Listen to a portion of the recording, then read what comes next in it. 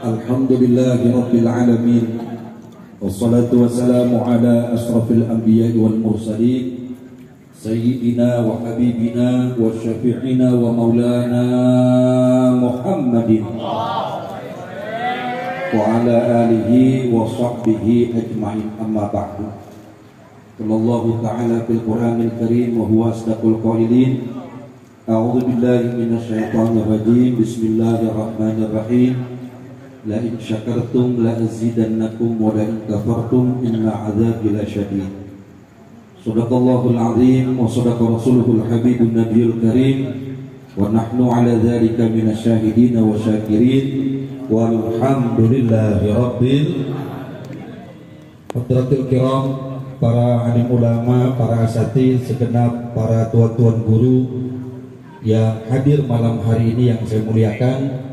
Mohon maaf tidak dapat saya sebutkan namanya satu persatu, namun tidak mengurangi rasa hormat dan takjim saya kepada beliau, wabil khusus sahibul bait, keluarga besar almarhum Bapak Kiai Haji Tabrani, dalam hal ini keluarga Gus Babai.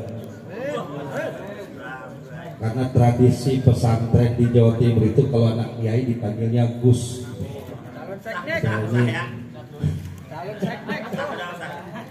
Iya, kalau dia mau pantas dipanggil Gus gitu.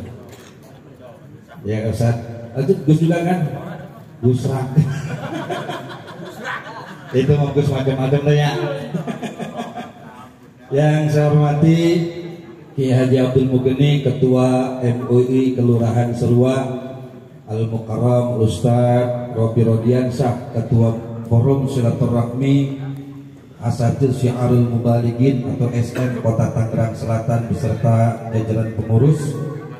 Yang saya hormati Al-Mukarram Ustaz Abdul Rashid selaku Ketua LPTQ, Lembaga Pengembangan Tilawatil Quran Kelurahan Sarua. Jadi Kori seserua dia nih. Jadi sebagus apapun kalau kata dia jelek, menjelek.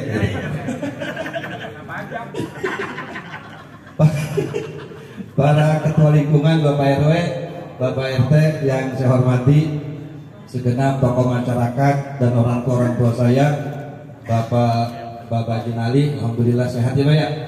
Bapak saya lihat juga di dalam ada Bapak Haji Deden dan juga rekan-rekan yang lainnya. Mohon maaf tidak dapat saya sebutkan namanya satu persatu.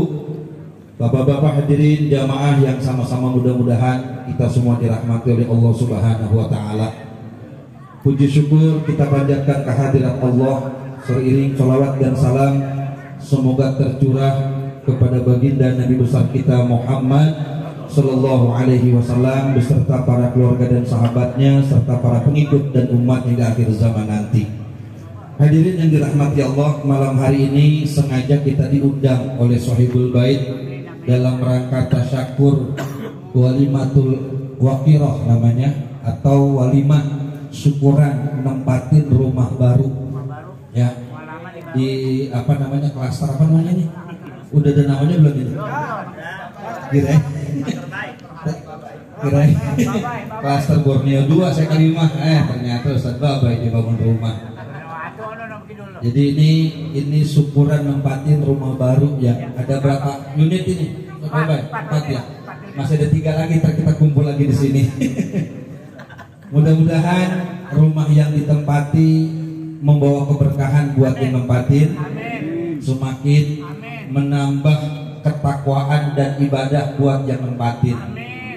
Karena hadirin yang dirahmati Allah, ada orang yang lulus ujian saat susah, tapi kadang-kadang nggak lulus saat diberikan kesenangan. Kan gitu. Lagi susah mah rajin banget ibadahnya. Lagi belum punya rumah rajin banget ke masjid. Begitu punya rumah jadi malas ke masjid.